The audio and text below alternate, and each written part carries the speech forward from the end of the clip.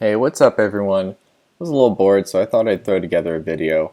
I have some idea about what I want to talk about, but I don't have a script, so it's just basically going to be me rambling for a bit.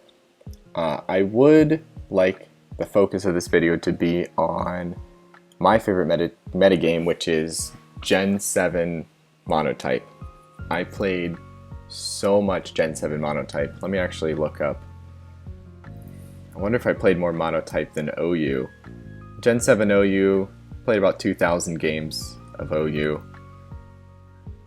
Monotype, down here. Yeah, just slightly more Gen 7 Monotype than Gen 7 OU. I started playing Monotype because I thought it'd be easier to ladder on because there's less people, which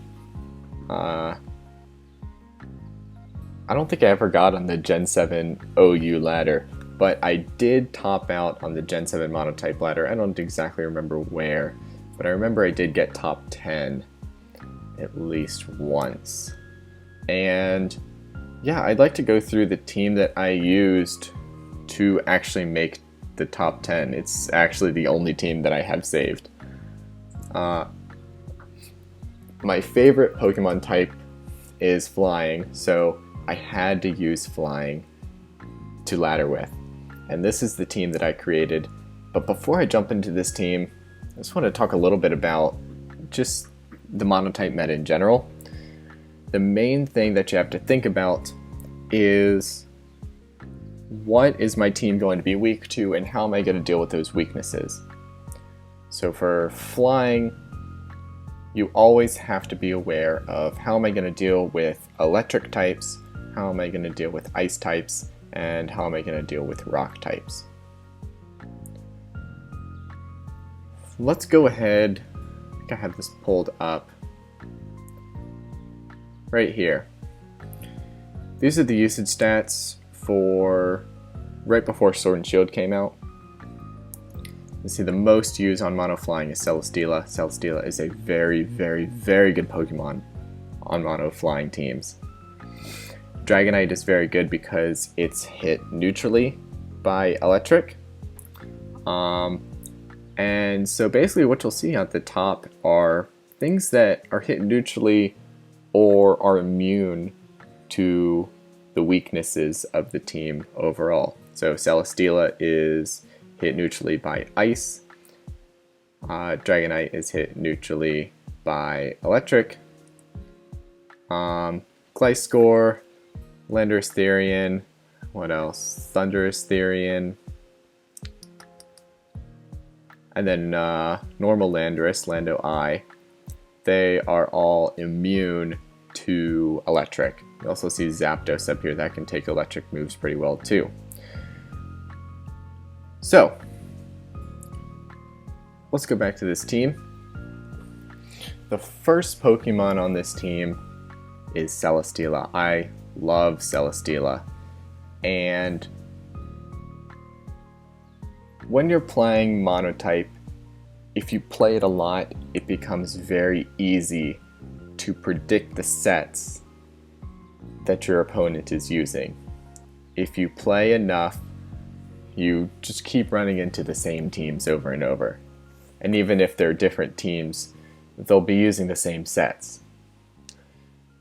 So my idea behind this team was to use very commonly used Pokemon, but use different sets to catch a lot of people off guard. And my favorite set to use was the Celesteela set. Everyone is expecting, Leech Seed, Protect, Heavy Slam, Flamethrower. Yeah, I'd say that's the normal set to use. But, so they think that they can easily beat this normal Celesteela set with their Fire type. So, I like to add Flame Charge to it. It has 61 speed, it's not going to be outspeeding much, but at +1 it can outspeed basically anything without a Choice Scarf. That's very, very powerful. So, this was the win con on my whole team. Everything else is, basically based around this one Pokemon sweeping at the end. So you bring this Pokemon in on something that it can Flame Charge on. Think like Scizor or a Ferrothorn that's really low, or like even something that it doesn't hit super effectively and it can just tank a hit from. You Flame Charge on it, and if they stay in, yeah, you kill them with Flame Charge. But if they switch out, then you just do a little damage and you get to be +1, and you'll likely outspeed the thing that switches in. Very, very commonly on Mono Bug teams, they'll switch into Volcarona.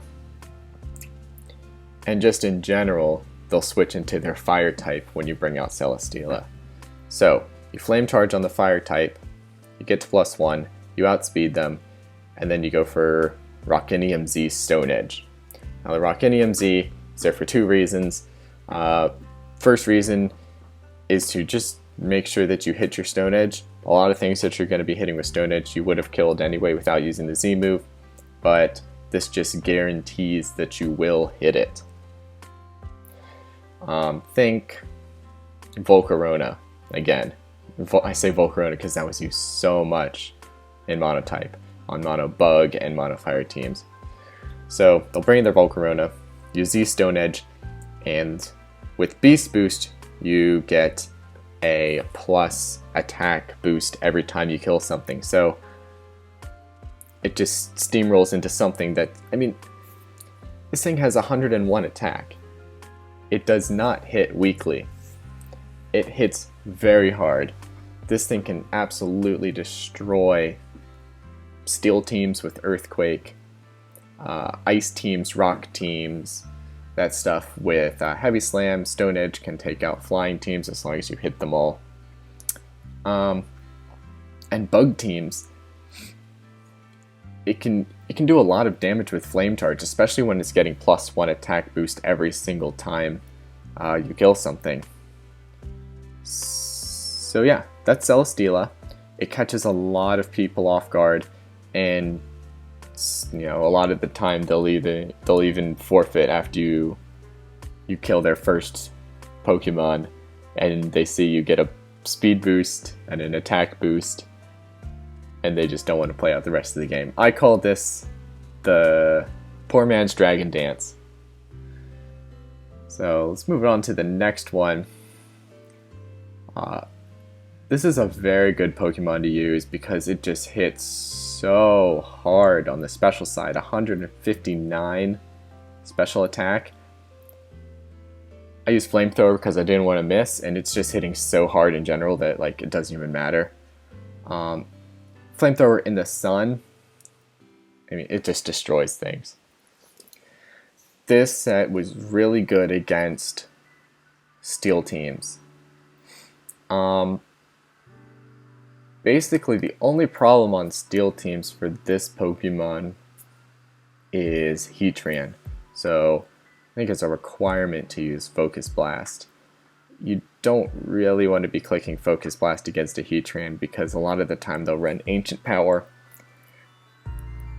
and just 70% accuracy is really shaky. You don't want to bet the entire game on hitting a 70% accurate Focus Blast, and a lot of the time it wouldn't even kill the Heatran anyway. So you want to have backup, but in general this is very, very good against Steel teams, which Celesteela can deal with. It has Flame Charge and Earthquake, but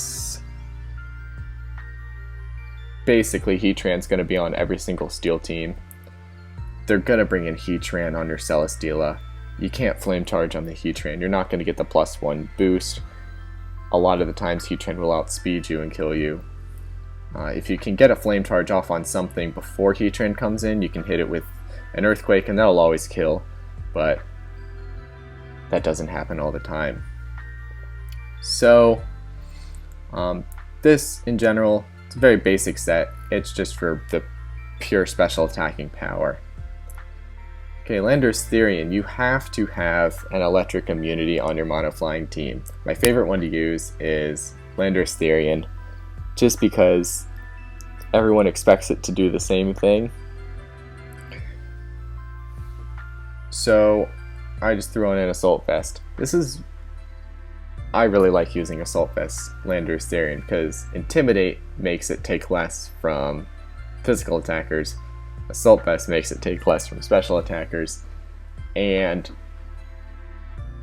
it's basically a requirement if you want to have any chance during a fight against a mono electric team. The most common mono electric team is going to be Tapu Koko plus Alolan Raichu, and probably Zapdos or some other levitating flying type that you can't hit with Earthquake. That's really why I don't like using the most common set, which was Choice Scarf Landorus Therian.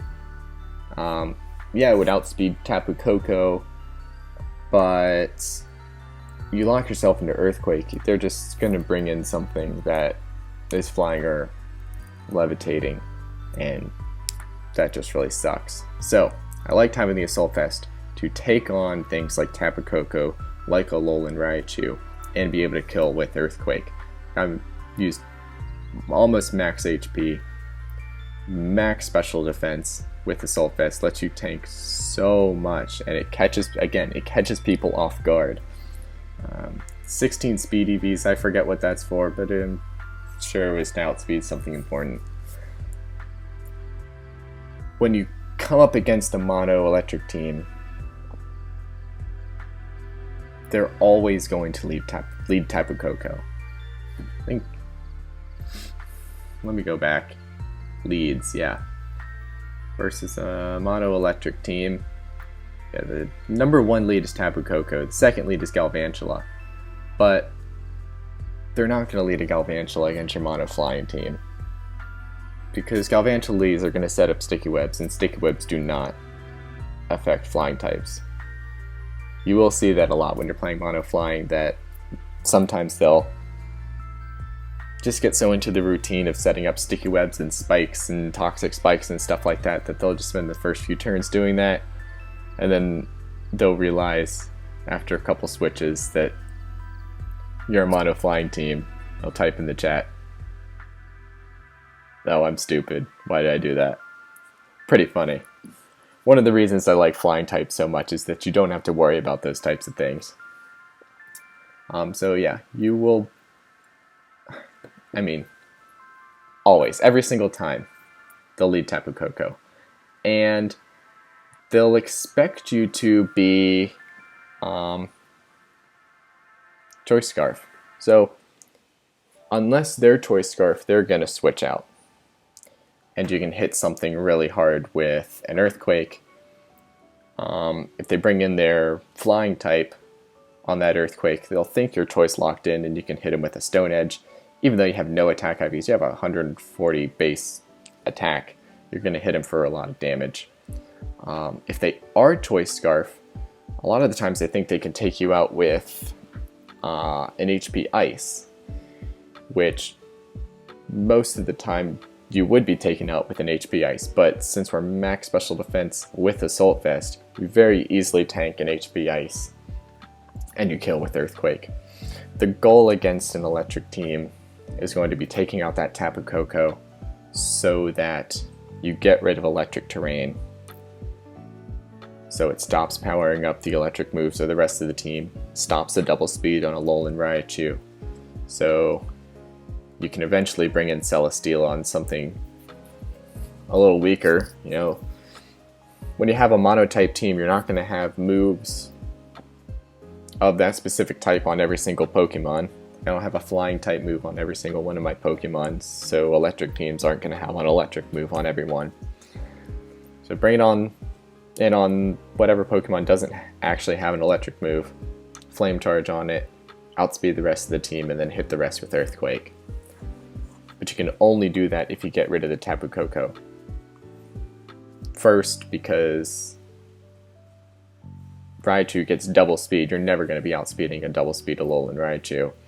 But also, you need 2 Flame Charges in order to outspeed a non-Choice Scarf Tapu Koko, and you're not going to get that versus an electric team. So, That's what Lando is for, just taking out electric types. You know, Stone Edge is for the things that come in that are flying. Knockoff is just it's the best move in the game. So you just throw it on there, U-turn. Sometimes you can fake people out. They really do think you're Choice Scarf. They will play the entire game thinking you're Choice Scarf. Then bring in some special attacker at the end of the game and you tank it really, really easily and kill them with an Earthquake. Happens all the time. Togekiss was my speed control. I love Choice Scarf Togekiss. It outspeeds quite a lot of things. At base 80, they don't... Again, they won't expect you to be Choice Scarf on Togekiss. But you outspeed a lot of stuff, hit it with Air Slash, 60% of the time you're going to flinch them. You can really, really easily win games versus mono fighting with Togekiss. You're basically going to be OHKOing or 2-hit KOing every single fighting type, every single bug type, every single grass type. If you don't want to leave the 95% accuracy, you can use Dazzling Gleam. Mainly you're going to be clicking Air Slash. Grass Knot will kill anything that that's hit 4 times super effectively with grass. Think like Mega Swampert. Mega Swampert's very, very used because Mono Water is a very, very good type. And Trick, this team can sometimes have problems with like stall teams versus like Mono normal teams with Chansey and like Porygon 2. Very, very annoying to play against, so that's why I threw Trick on here, to trick him with Choice Scarf. And again, they won't really see that coming. No one really expects Trick on Togekiss in Gen 7 Monotype. So next is Bantine. Extremely, extremely specially bulky. I go max HP and max special defense. It has 140 special defense. This thing can roost stall on any special attacker. Even things with moves that hit it super effectively, like think Heatran. So say you are facing a Heatran. Heatran is kind of does some work on this team. If you have Focus Blast here, sometimes you can catch Heatran on the switch in with a Focus Blast, but I don't typically do that. You can pretty much guarantee that Heatran's going to come in on Charizard later on in the game if you only ever use Flamethrower and Solar Beam. They'll think, oh, it has nothing to hit my Heatran because doesn't use anything else. It keeps on switching out whenever I bring in Heatran, and then you can hit it with a Focus Blast. That helps a lot. But the switch in after you go for a Flamethrower and Heatran comes in is Mantine. Even though they have Ancient Power, it's not really going to do very much. Let me actually import this into calculator just to show you. Clear custom sets. Don't want any of you to see my draft sets. Not yet. Mantine versus a Heatran. So your OUZ move. Yeah, this is modest special attack. And let's do Ancient Power. Yeah, this is modest max special attack with Ancient Power. It does nothing. You can just infinitely roost on this, even if it gets boosts. Let's say it gets lucky and gets 2 boosts, 2 special attack boosts. You're still going to be able to roost stall it. It's just so incredibly bulky. It's also really good with hidden powers. So this thing can very easily take an HP electric. Most HP electrics will be doing less than 50%, and you can just roost up on it. Water absorb is very good because mono water teams were very used. You just can't really bring it in on any physical water types because they're going to have some coverage to deal with things that resist water, and it has a pretty low regular defense, but it can do the job. Scald is your only attacking move, so you want to make sure to take out anything that resists or that's immune to water. But the physical types that will come in order to take Mantine out, they really do have to be worried about a Scald burn. So very good Pokemon to use. And finally, this is the second win con of the team. If Celesteela doesn't work out, here's Dragonite. I use Lumberry, which again catches people off guard because most people are expecting Celesteela to be leftovers and Dragonite to have like a Flying Z or a Dragon Z. They're not expecting the Lumberry, so they'll see it and they'll try to burn or paralyze the Dragonite, which basically gives you a free Dragon Dance. You can Dragon Dance in front of something. A lot of the times they'll go for Will-O-Wisp, and if they miss, you get a second Dragon Dance for free. If they hit you, you get the Lumberry. You can kill them back. Steel types are kind of like an issue for this team, so I'd switch between Fire Punch. I think this gets Earthquake. Yeah, Earthquake. There's quite a few other coverage moves that you can put here. I like Fire Punch because it's just so good against Steel teams, because Outrage and Extreme Speed don't hit Steel, are weak against Steel.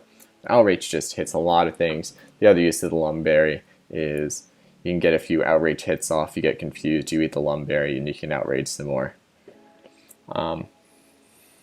Yeah, so overall, this team, very good. The couple changes that I would make sometimes are, if I was feeling like I wanted a little more offense on my team, sometimes I would switch out Landorus Therian for a Thunderous Therian. With that, I would use Agility, Nasty Plot, Thunderbolt, and some other attacking move. Use Doocy that a lot as your electric immunity, but in general I just think having a ground type on your team that can deal with electric types, it's just so good. Sometimes I would switch out Thunderous Therian for Togekiss, just as like another strong special attacker. The other thing that I would sometimes switch out is Celesteela. Even though this is such a good Pokemon, I would really only use it with Rock Z. So the other Pokemon that I would use in this place is a Flying Z Murkrow with Z Mirror move, which actually does very well during battles against mono dragon teams. You're gonna see a lot of outrages used against you on mono dragon teams. They're gonna lock themselves into outrage. You can bring in your Murkrow. There's nothing they can do. They just have to click outrage, and you can click Z Mirror move. With Prankster, you'll always go first. You Devastating Drake them, get +2 attack. You're always gonna kill them, and you can just sometimes sweep from there. Very, very fun to use. But those are really the only changes that I make to the team every once in a while. But in general, I would use this team.